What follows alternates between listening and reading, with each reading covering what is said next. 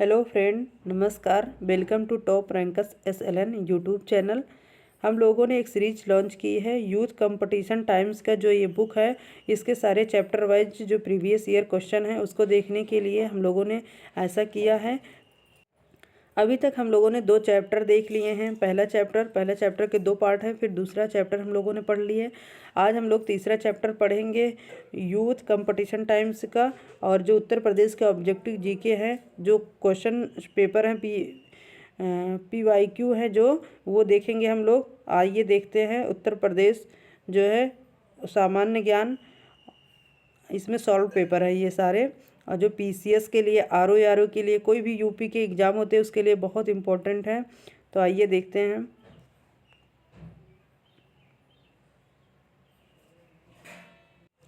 Chapter जो है वो 3 है। इसका नाम है जलवायु और मृदा। मतलब उत्तर प्रदेश की जलवायु और मृदा से कैसे कैसे क्वेश्चन बनते हैं उसके बारे में आइए देखते हैं और पढ़ते हैं। बहुत ज़्यादा इम्पोर्टेंट है हमारे एग्ज़ाम के लिए। आइए पहला क्वेश्चन देखते हैं कि निम्न प्रकारों की मिट्टी में से किस एक की बुंदेलखंड क्षेत्र में विशेषता है।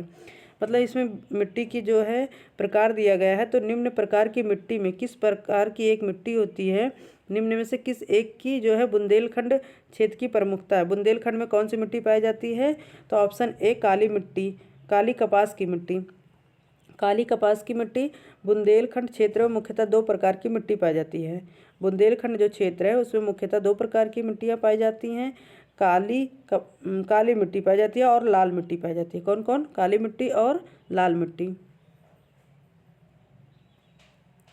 काली मिट्टी में 2 प्रमुख वर्ग की मिट्टी पाई जाती है, काबर और मार। काली मिट्टी में 2 प्रमुख होते हैं, 2 मिट्टियाँ होती है, काबर होती है और एक मार होती है। इस तरह की मिट्टी में जल धारण की क्षमता बहुत अधिक होती है और उत्पादन क्षमता भी अधिक है। जो काली मिट्टी होती है ये बहुत ज़्यादा जल धारण करती है और इस उत्पादन क्षमता भी अधिक होता है। दूसरा है लाल मिट्टी। इस मिट्टी को राकर और यरुआ कहते हैं। राकर और यरुआ 2 समूहों में विभक्त किया जा सकता है। इस मिट्टी में जल धारण क्षमता एवं उत्पादन क्षमता बहुत कम होती है। काली मिट्टी में ज़्यादा होती है, लाल मिट्टी में कम होती है। इस मिट्टी की बृहद संरचना के कारण इसमें भू कटाव बहुत अधिक होता है। बृहद संरचना के कारण इसमें भू कटाव बहुत ज़्यादा होता है। जब बारिश होती है तो भू कटाव बहुत ज़्यादा होता है लाल मिट्टी में। और काली मिट्टी में जो है वो, काली मिट्टी में 2 प्रकार, एक काबर और मार पाई जाती है। लाल मिट्टी में राकर और यरुआ। काली मिट्टी में जल धारण ज़्यादा होती है, उत्पादन क्षमता भी ज़्यादा होता है। और लाल मिट्टी में जो है जल धारण क्षमता और उत्पादन क्षमता बहुत कम होती है। ये कहाँ पाया जाता है? उत्तर प्रदेश जो होता है उसके बुंदेलखंड क्षेत्र में पाया जाता है। नेक्स्ट क्वेश्चन देखते हैं। उत्तर प्रदेश के भाबर क्षेत्र में निम्नलिखित में से किस प्रकार की मृदा पाई जाती है? अब देखा जाता है कि उत्तर प्रदेश जो भाबर क्षेत्र होते हैं, तो जब नदियाँ आती हैं तो जो है भाबर क्षेत्र जो होता है, जहाँ जैसे नदियाँ हैं, नदी के आसपास के क्षेत्र को जो है खादर बोला जाता है और ऊपर के क्षेत्र को जो है वो भाबर बोला जाता है। तो जहाँ नदियों का पानी जो होता है हर साल पहुँच नहीं पाता उसको भाबर क्षेत्र बोला जाता है। तो उत्तर प्रदेश के भाबर क्षेत्र में निम्नलिखित में किस प्रकार की मृदा पाई जाती है? तो ऑप्शन सी कंकरीली और पथरीली पाया जाता है। तो उत्तर प्रदेश के भाबर क्षेत्र में कंकरीली और पथरीली जो है मिट्टियाँ पाई जाती हैं। तीसरा क्वेश्चन देखते हैं। उत्तर प्रदेश में लाल मिट्टी मुख्यतः पाई जाती है। अब पूछा जाता है कि उत्तर प्रदेश में लाल मिट्टी मुख्यतः कहाँ पाई जाती है? तो ऑप्शन सी मिर्ज़ापुर और झांसी में पाई जाती है। मिर्ज़ापुर, झांसी में, ये जो ऑप्शन दिया गया है उसमें ऑप्शन सी सही है। तो लाल मृदा यानी लाल मिट्टी दक्षिणी प्रयागराज में, झांसी में, मिर्ज़ापुर में, सोनभद्र, चंदौली जिलों में पाई जाती है। इस मृदा का निर्माण बालुकामय जो लाल बिंद चट्टानों के टूटने फूटने से हुआ है। जो बलुका में लाल होता है, लाल मिट्टी, वो बिंद चट्टानों के टूटने फूटने से लाल मृदा बनी है। इस मृदा में नाइट्रोजन, फास्फोरस, चूना तथा जैव तत्वों की कमी होती है। मतलब लाल मिट्टी में नाइट्रोजन कम पाया जाता है, फास्फोरस, चूना, जैव तत्वों की जो है कमी पाई जाती है। लेकिन जो इसमें लौह अंश होते हैं उसकी अधिकता पाई जाती है। लौह अंश के कारण ये लाल मिट्टी लाल ही होती है और इसमें लौह अंश की जो है अधिकता पाई जाती है। अगर पूछा जाए लाल मिट्टी मुख्यतः कहाँ पाई जाती है, तो मिर्ज़ापुर, झांसी जो है, दक्षिणी प्रयागराज, सोनभद्र, चंदौली जिलों में पाई जाती है। 4th नंबर क्वेश्चन देखते हैं कि लवण प्रभावित मृदाएं जो लवण प्रभावित मृदाएं मुख्यतः उत्तर प्रदेश के किन मंडलों में पाई जाती है?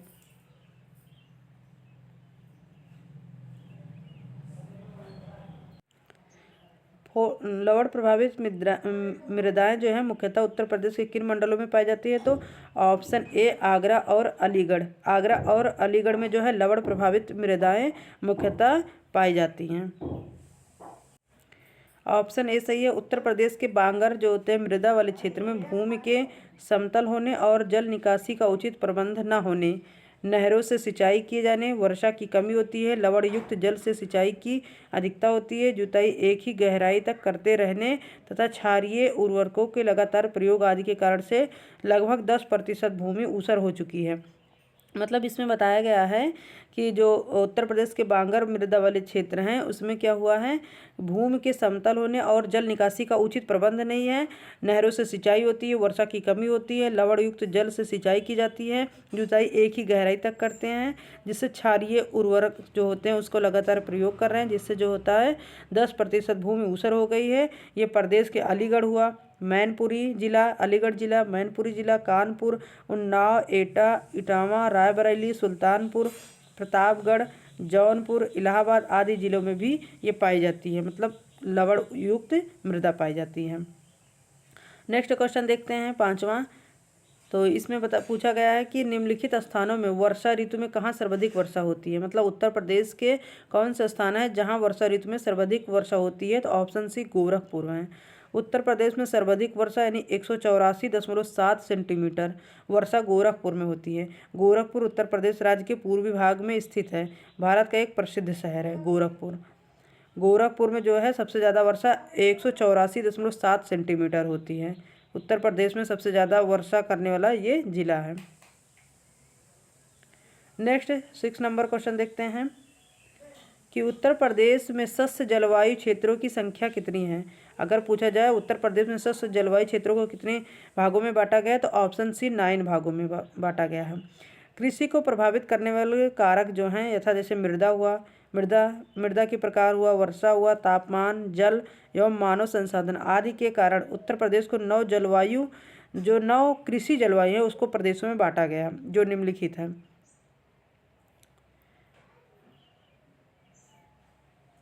पहला है जैसे भाबर एवं तराई क्षेत्र, दूसरा है पश्चिमी मैदान, मध्य पश्चिमी मैदान, दक्षिण पश्चिमी समशुष्क मैदान, मध्य मैदान, बुंदेलखंड क्षेत्र, उत्तर पूर्वी मैदान और विंध्य क्षेत्र। ये 9 भागों में जो है उत्तर प्रदेश के जो कृषि जलवायु क्षेत्र है उसको बांटा गया है। नेक्स्ट क्वेश्चन देखते हैं 7वां, और ये इस चैप्टर का जो है लास्ट क्वेश्चन है, और क्योंकि जो मृदा और जलवायु का है इसमें 7 क्वेश्चन PYQ दिया गया है तो हम लोग जो इस बुक को फॉलो कर रहे हैं। आइए देखते हैं लास्ट क्वेश्चन इस चैप्टर का 7वां। मृदा जिसमें मुख्य रूप से पोटास की कमी है उत्तर प्रदेश के किन जिलों में पाई जाती है? पूछा गया है कि मृदा जो है वो जिसमें मुख्य रूप से पोटास की कमी है उत्तर प्रदेश के किन जिलों में पाया जाता है? ये यूपी कांस्टेबल में आया, 2018 में क्वेश्चन आया हुआ है, और ये ज़रूरी नहीं है यूपी PCS, UPRO किसी में भी आ सकता है क्योंकि ये यूपी स्पेशल का क्वेश्चन है। तो ऑप्शन ए सही है, जौनपुर। जौनपुर जो है यहाँ जो है